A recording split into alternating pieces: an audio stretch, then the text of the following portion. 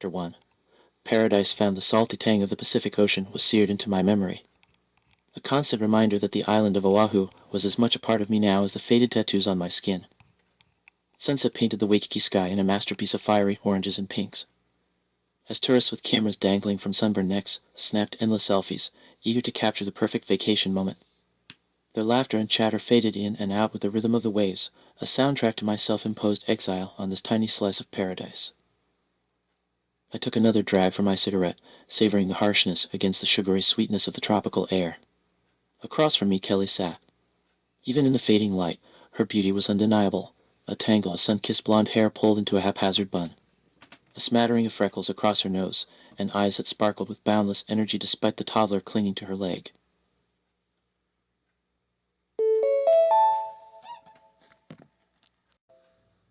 Ryan, her husband, and the embodiment of a California surfer boy washed ashore, wrestled playfully with the little one in the sand. They were picture perfect, a shining example of the carefree life tourists expected to find in Hawaii. What they didn't see was the carefully masked undercurrent of exhaustion in Kelly's eyes, the subtle tension in Ryan's shoulders. We weren't just friends anymore. We were a lifeline thrown to each other amidst the chaos of island life, bound by shared laughter, and the unspoken secrets that crackled beneath the surface. We met at the same Waikiki restaurant, slaves to the relentless tide of demanding tourists, seeking escape and cheap thrills under the guise of an island vacation. Our evenings were an antidote to the endless grind, filled with pulsing music, blinding lights, and chasing the next good time until the sunrise turned the ocean to liquid gold. Tonight, though, there was an undercurrent of tension, a dissonance that grated against the usual harmony of crashing waves and carefree chatter. Kelly seemed distant, her gaze flickering between Ryan and me a little too often, her usually dazzling smile seeming a touch brittle. Ryan, usually the life of the party, was uncharacteristically quiet. Those carefree blue eyes, always sparkling with mischief, were clouded with something I couldn't name, a restlessness that seemed to coil within him like a snake ready to spring free. "Hey, you okay?" I asked, flicking my dwindling cigarette towards the ocean. It sizzled angrily before disappearing into the waves, a fleeting spark extinguished. I longed to reach out, to brush back a lock of that wild surfer boy hair that always seemed to fall perfectly into his eyes, to offer comfort to the part of him only I seemed to see. But an invisible barrier held me back, a nagging reminder that my role in this play was that of the silent observer, destined to watch the drama unfold from the edge of the stage. "Hiki," he muttered, the sarcasm a palpable wave washing over me. His fingers tightened around the beer bottle in his hand, the glass creaking ominously as if it might shatter at any moment. His energy, usually infectious and boundless, felt coiled tight, a spring ready to burst forth. "Want to ditch this place? Go find some real fun?" He surprised me with a half-hearted attempt at his trademark grin, but it faded quickly. There was a desperation behind it, a flicker of something akin to fear that he tried poorly to disguise. Without waiting for my answer, he grabbed Kelly's hand, a silent plea in his eyes that she didn't seem to notice, and hauled her to her feet. The toddler squealed happily at the sudden change of pace, oblivious to the storm brewing under the surface. And just like that, we were melting into the throng of tourists, swallowed by the Honolulu night, looking for an escape in a city built on illusions. Chapter 2. Cracks in the facade. The following week, the simmering tension that had haunted our nights exploded like a rogue wave against the delicate structure we debuilt. Kelly became a wisp of a woman, disappearing for hours without a word. Her once vibrant energy dissolved, replaced by a hollowness that chilled me deeper than any ocean breeze. Ryan, usually glued to her side, unable to hide his adoration even when it bordered on suffocating, grew restless and irritable. His carefree grin morphed into a near-permanent scowl, replaced by mumbled complaints and slammed doors. The apartment, usually alive with music and laughter, became an echo chamber of unspoken accusations and a suffocating silence. Desperate to fill the void, I found myself turning towards the same dark path they had already begun to tread.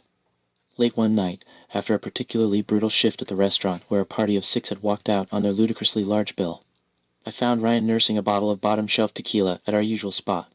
It was a dingy bar tucked away in a back alley, the kind of place where deals were made in dark corners and neon signs promised a salvation you'd never find at the bottom of a bottle. He was a mess, his words tumbling out in a torrent fueled by cheap alcohol and a potent mix of anger and confusion. It was a verbal hurricane, ripping through the last shreds of his carefully constructed carefree facade. He railed against his crumbling marriage, a desperate monologue punctuated by strangled sobs. He talked about feeling trapped in the roles of husband and father, longing for an escape that couldn't be found amidst dirty diapers and credit card bills. There was a gnawing emptiness, he said, a hunger that all the parties and all the women in the world couldn't fill. Chapter 3. Opiate dreams. I love her. I think, he slurred, the neon lights painting his face with a sickly glow. But is this it? Kids' mortgages, and dinners we cook while pretending to be happy. Christ, it feels like I am suffocating, you know.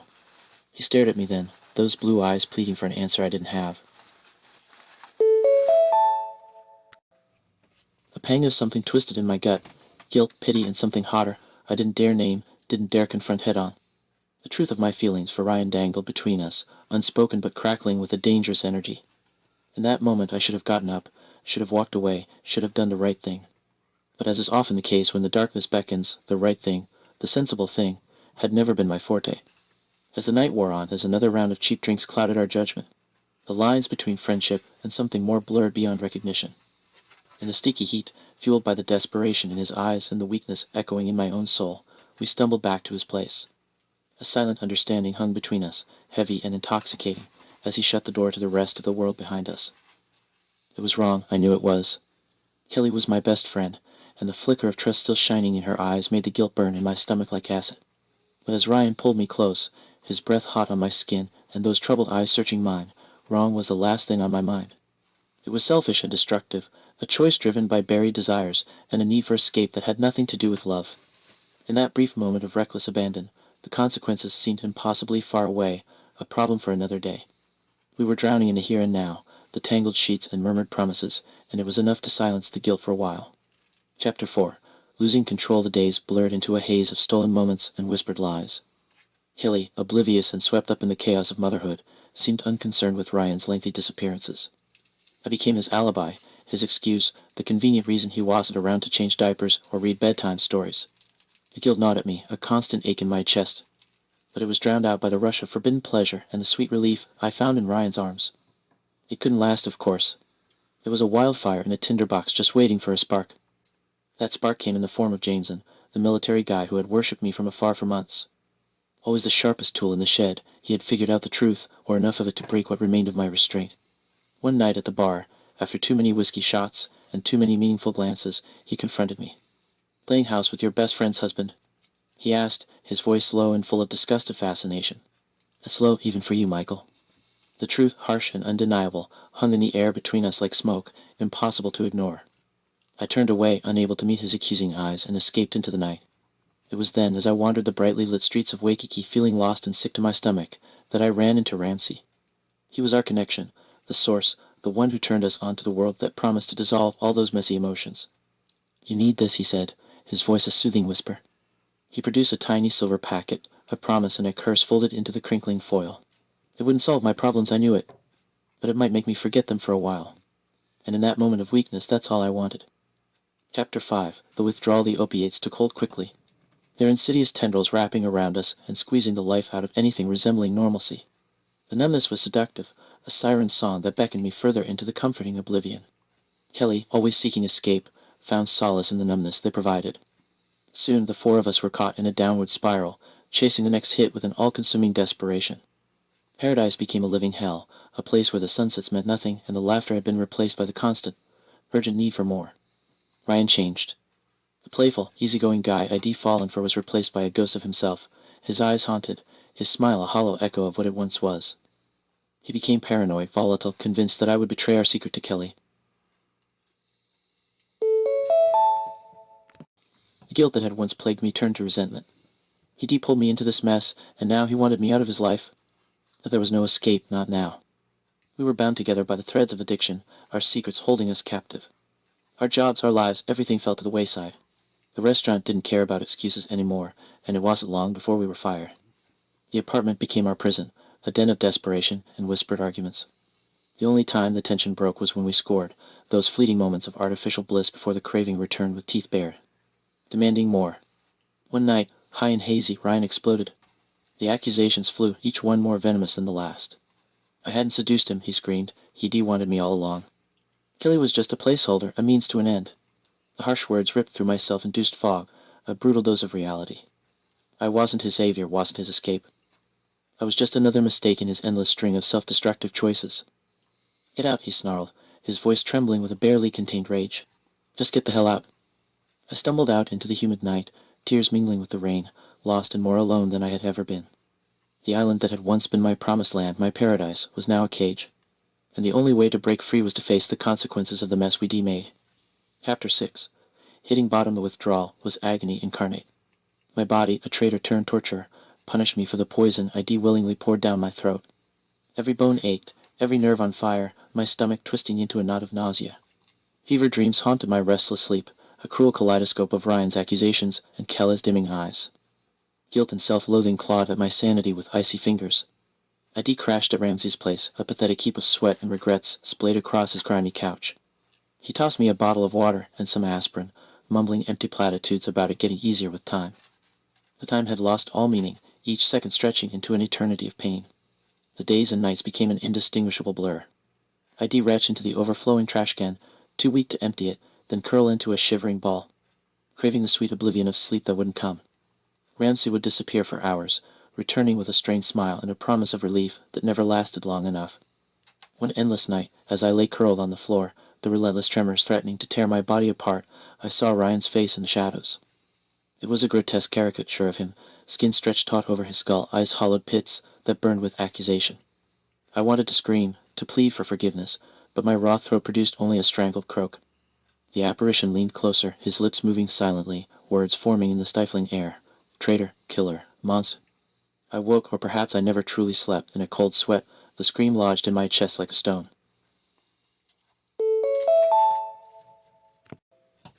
The room spun, nausea rising like a black tie. Desperation clawed at me, replacing the fear that had been my constant companion. It was more than I could take, more than I deserved. I had to make it stop. Stumbling to my feet, my movements jerky and uncoordinated, I began tearing the apartment apart. There had to be something, anything, to dull the pain long enough to form a coherent thought. Old pill bottles, remnants of less desperate times, clattered to the floor, promising insufficient relief. A half-forgotten bottle of whiskey mocked me from the kitchen counter, its amber liquid promising an escape that would lead only to a different kind of hell. And then I found it. A crumpled bit of foil, tucked into a forgotten jeans pocket, a last resort squirreled away in a moment of weakness. My fingers shook as I unfolded it, revealing a speck of salvation or perhaps damnation. It didn't matter. I was too far gone to care. The relief was instantaneous, a merciful wave washing away the agony, replacing it with a numb warmth that spread through my battered body like a comforting balm. The room stopped spinning, the nausea subsided, and the relentless tremors faded. I sank to the floor, tears mingling with the sweat on my face, sobs of relief racking my exhausted frame. I had survived, escaped the relentless jaws of withdrawal. But even as I surrendered to the artificial peace, a chilling realization gnawed at me. I hadn't escaped anything. I had simply reset the clock, delaying the inevitable while sinking deeper into this self-created prison. In the hazy aftermath, a sliver of clarity cut through the fog. I couldn't do this anymore. Not to myself, not to Ryan, not to Kelly. The love I still held for Ryan, however twisted it had become, was mingled with a sickening self-loathing. What kind of friend was I, to tear apart his life with such reckless selfishness? I thought of Kelly, her vibrant spirit flickering in the face of our betrayal, and a wave of guilt crashed over me. My actions were destroying them both, piece by piece. With trembling hands, I fished my battered phone out of my pocket. It took several attempts to focus enough to dial the only number that offered any hope, Ryan's parents. The conversation was a blur, my voice cracked and slurred, choked with tears and confessions. I begged them to come, to rescue their son from the monster inside him, a monster I had helped create. 2 days later, they arrived.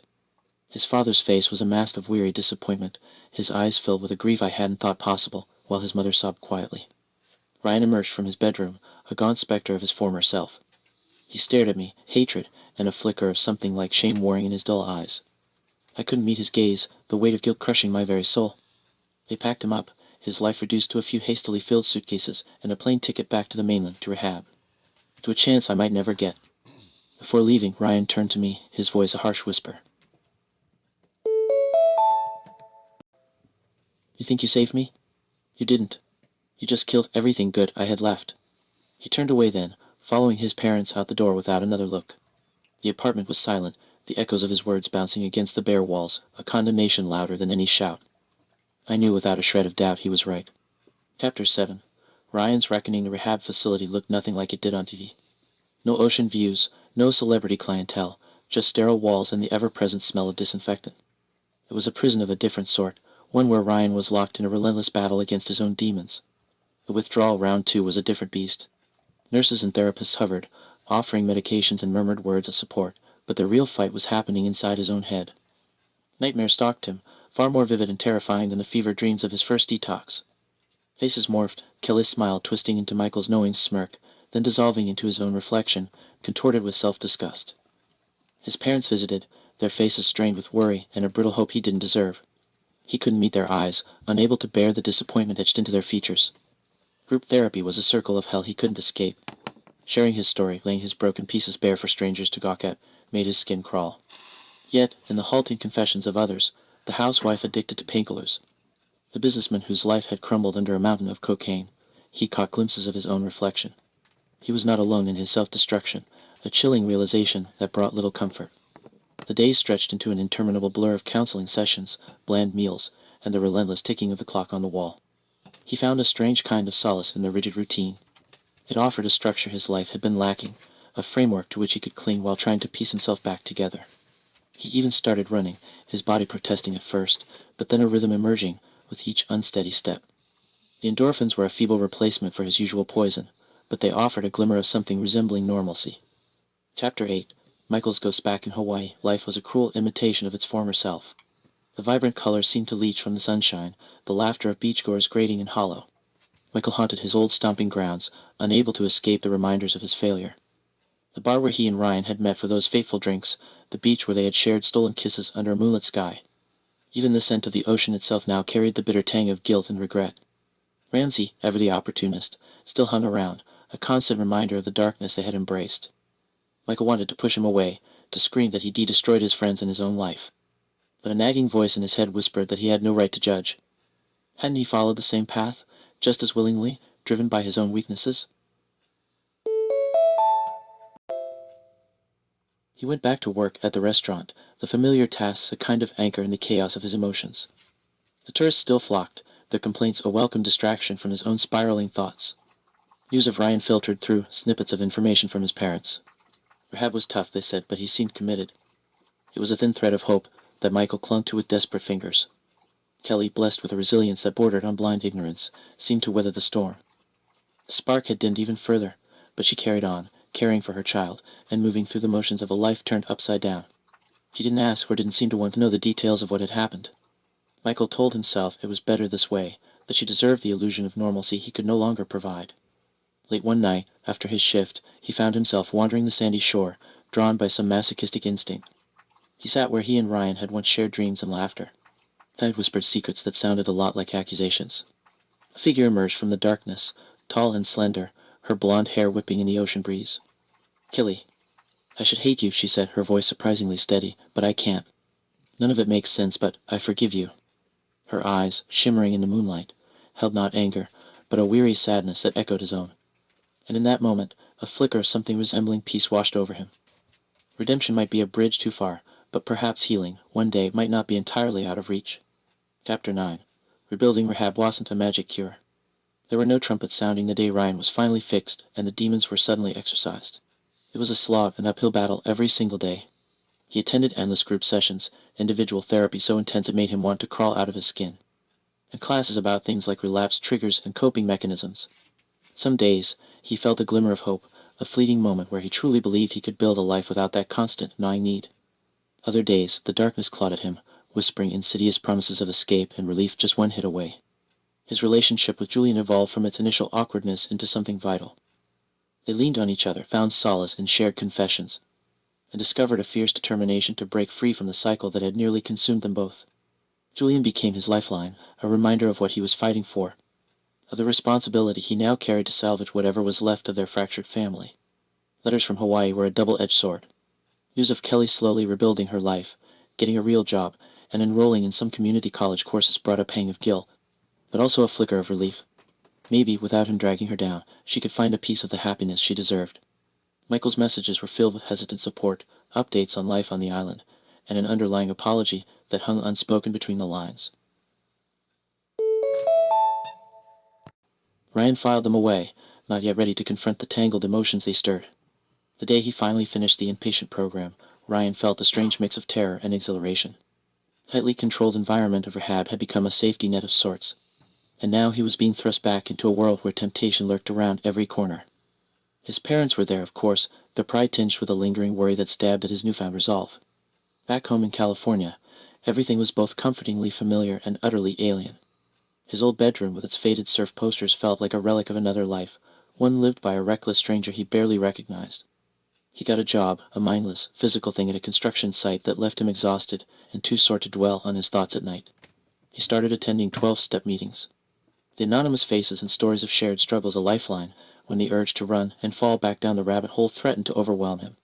Julian moved in, and the apartment became a chaotic but functional hub of recovery. They held each other accountable, pushing each other to be better, to get some exercise, to reach for a book instead of a bottle when the darkness crept too close. It was far from perfect. There were setbacks, screaming arguments, and nights when one or the other would come close to throwing in the towel. But through it all, there was an unspoken pact, a desperate determination to not succumb. Chapter 10. News from Paradise. One sun-drenched afternoon, over 6 months into this fragile new existence, a thick envelope arrived. The Hawaii return address sent a jolt of unease through Ryan. This wasn't a quick update from Michael, this was something else. He tore it open, his heart pounding in his chest. It was an invitation. Not a wedding as he feared, but something he hadn't even dared to consider. Kelly was throwing a party to celebrate being 1 year sober. And in a twist that made him want to laugh and scream at the same time, she wanted him there. Michael's hasty scrawl at the bottom added an awkward congratulations and a plea to consider attending. He threw the invitation across the room. It was madness.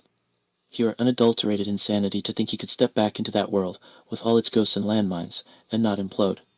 It was a test when he wasn't sure he was ready to pass.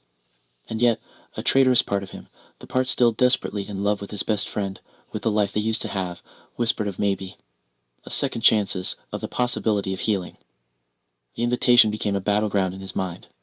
He attended meetings with renewed fervor, pouring out his fears and doubts. He called his therapist twice in one day, desperately seeking guidance. Julian, in his quiet, steadfast way, offered unwavering support for whatever decision Ryan ultimately made. And then, on a sleepless night, staring at the flickering shadows on the ceiling, clarity pierced the fog. He booked the flight. Not for Kelly, not even for Michael. For himself. He owed it to the broken and bleeding part of him to try, to prove that he was stronger than the demons of his past. That he could face his mistakes head on and still emerge on the other side. Chapter 11. Walking on eggshells, the flight felt both endless and too short all at once. Hours of staring at the clouds below, his mind racing, churning up memories and fears he hadn't confronted in months. He touched down in Honolulu with a knot of dread in his stomach. The airport was a whirlwind of familiar sights, smells, and sounds, a sensory overload that threatened to send him spiraling. It was all he could do to keep his feet moving forward, collecting his suitcase and hopping a cab. Michael was waiting at Kelly's apartment, a nervous smile on his face. The awkward hug that followed was a testament to the unspoken chasm that now existed between them. Michael looked different, thinner, with an undercurrent of tension beneath his carefully composed smile. Kelly arrived shortly after, a whirlwind of energy wrapped in a bright sundress. She threw her arms around Ryan, and for a moment, it felt like nothing had changed. But he saw the flicker of uncertainty in her eyes, a reminder of the irreparable damage he had caused. The party was small, a handful of Kelly's new friends from work and her AA group. The atmosphere was a bizarre mix of genuine celebration and underlying tension. Everyone was painfully aware of the elephant in the room, of the unspoken history that hung heavy in the tropical air. Ryan moved through the crowd, accepting congratulations and well wishes that felt hollow. He avoided the makeshift bar, a silent testament to his newfound sobriety. Instead, he nursed a soda water and tried to make small talk to appear, at least on the surface, like the old Ryan had somehow miraculously reappeared. The inevitable moment finally came. Kelly pulled him aside, onto the small land, that overlooked the bustling street below. The setting sun painted the sky in vibrant hues, a stark contrast to the storm raging inside him. "You came," she said, her voice soft. "I had to," he replied, unable to look away from her. She was radiant, with a newfound strength that hadn't been there before. But he also saw the lingering shadows in her eyes, the sadness that echoed his own. "I never meant to hurt you," he said, the words tumbling out. "I was so lost, and I dragged you down with me. I am so sorry, Kelly." Her smile was thin, brittle. "I know," she said quietly. "But it's not just about me. It's about what you did to yourself." The truth of her words stung. He hadn't earned her forgiveness, not the easy kind anyway. He nodded, unable to form any other response. "I am glad you're doing better," she said, a hint of genuine warmth returning to her voice. "Michael keeps me updated. That means something to both of us." And just like that, a tiny sliver of the weight on his chest lifted.